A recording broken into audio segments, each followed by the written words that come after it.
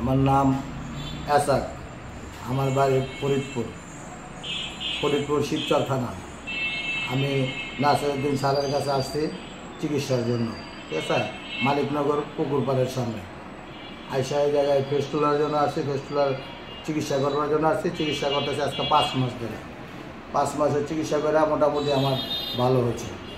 তাহলে আগের থেকে অনেক পরবর্তী ভালো আছি আমি। চিকিৎসা করে আমি খুবই ভালো পাইছি, ফল পাইছি।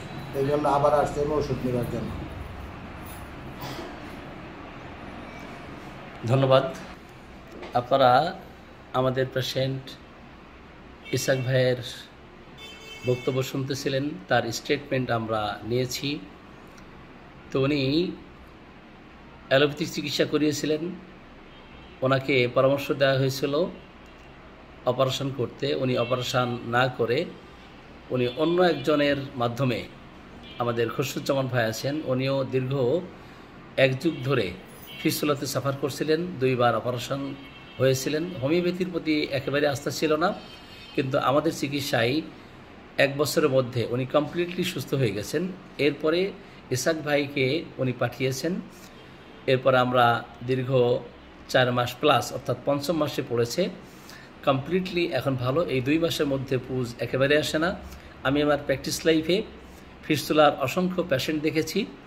তো ইসাক ভাইয়ের কেসটা খুব দ্রুতই আলহামদুলিল্লাহ ভালোর দিকে যাচ্ছে। তো যত পেশেন্ট দেখেছি ফিস্টুলার, তাদের আরোগ্য হতে কারো 1 বছর সময় লাগছে, কারো 1.5 বছর সময় লাগছে। ফিস্টুলা কিন্তু সহজে আরোগ্য হয় না। এখনও ফিস্টুলার অনেক পেশেন্ট আছেন আমার হাতে। বিশেষ করে ইসাক ভাই যখন একটু উপশম বোধ করেছেন, তখন উনি আরও কয়েকজনকে পাঠিয়েছেন, তারাও অনেক ভালো আছেন।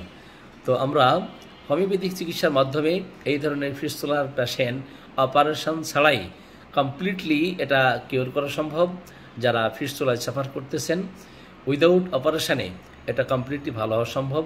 তো হোমিওপ্যাথিক চিকিৎসা নিন, সুস্থ থাকুন এবং অপারেশন করে কমপ্লিকেটেড কেসে যেন না যাই, জটিল সমস্যায় না পড়ে, এই জন্যই আমরা হোমিওপ্যাথিক চিকিৎসার মাধ্যমে রোগীদেরকে এভাবে সেবা দিয়ে যাচ্ছি।